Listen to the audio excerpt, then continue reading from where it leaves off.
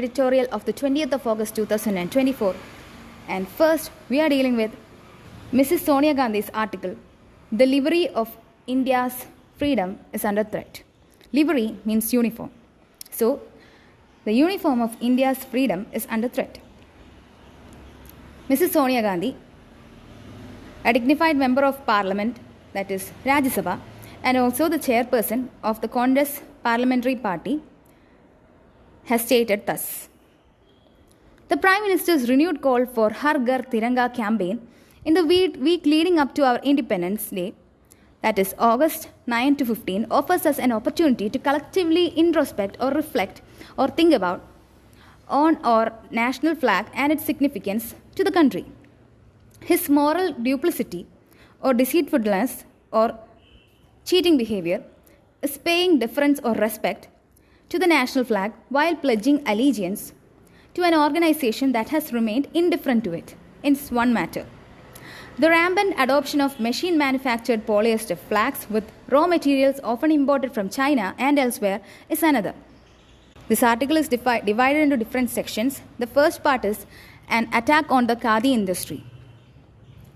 The Flag Code of India has historically required the national flag to be made of hand-spun and hand-woven wool or cotton or silk khadi bunding.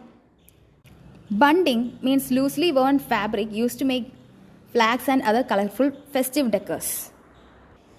In between, I would like to add something that is not part of this article, that is about our national flag and the Flag Code of India. Who designed the national flag? It was designed by Pingali Vengaiah, an Indian freedom fighter, lecturer, author, geologist, educationalist, agriculturist, and a polyglot. Polyglot is someone who knows several languages. And our Constituent Assembly adopted our national flag in this present form on the 22nd of July 1947. Back to the article. The Flag Code of India has historically required the national flag to be made of hand-spun and hand-woven wool or cotton or silk khadi bunding. Khadi, that coarse but versatile and sturdy fabric which the Mahatma himself spun and wove in his leadership of the national movement, is imbued or filled with a special feeling, giving a special meaning in our historical and cultural memory.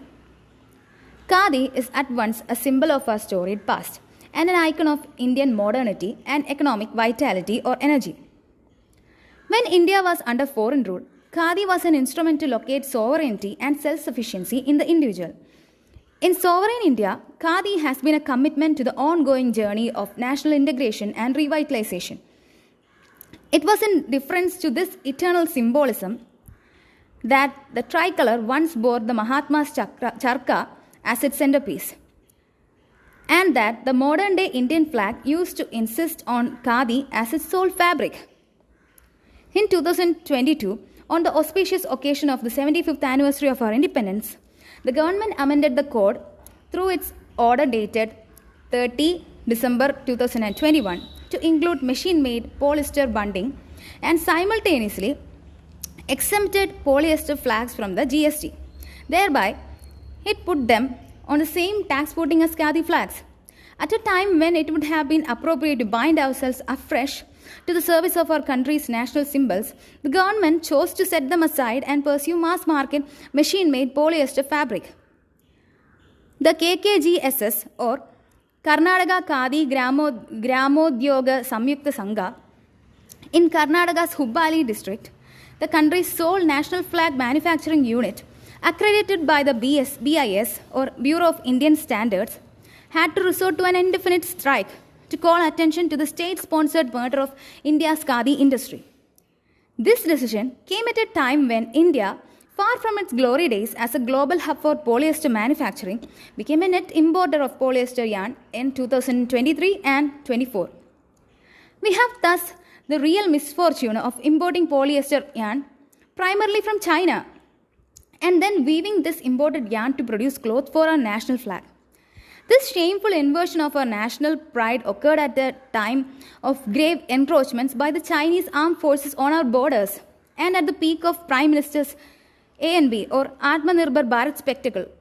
The hollowness and inadequacy of the government's vision has had direct and calamitous consequences for our Mahatma's foremost legatees, our khadi spinners and weavers.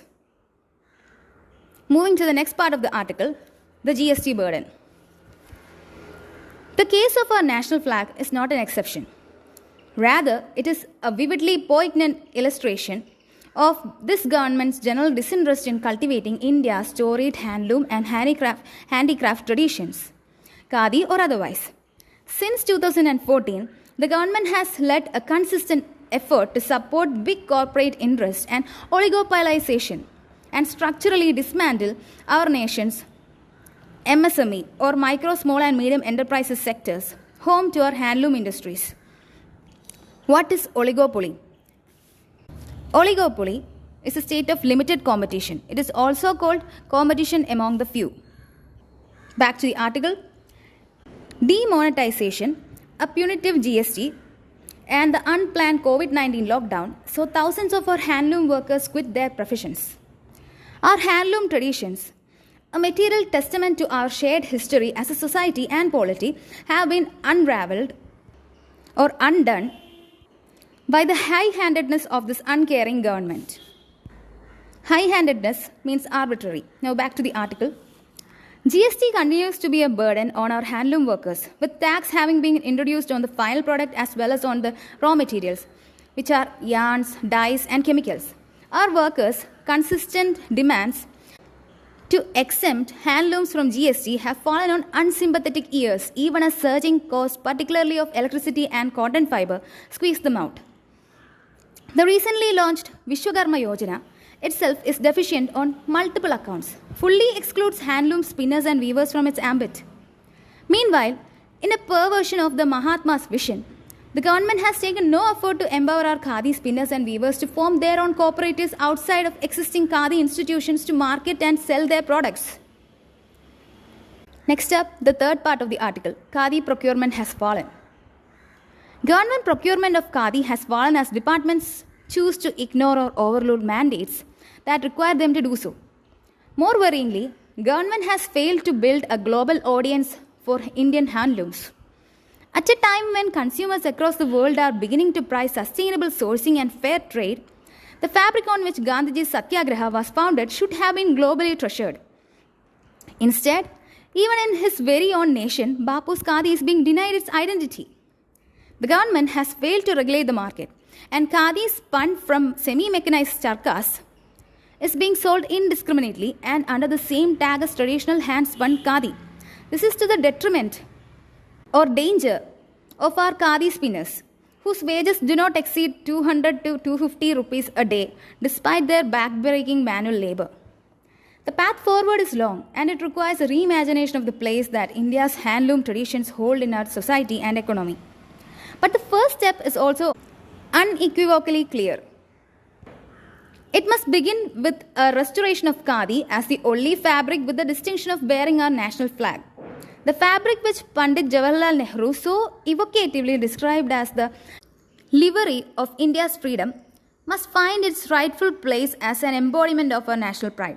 We owe it to our history and to our workers.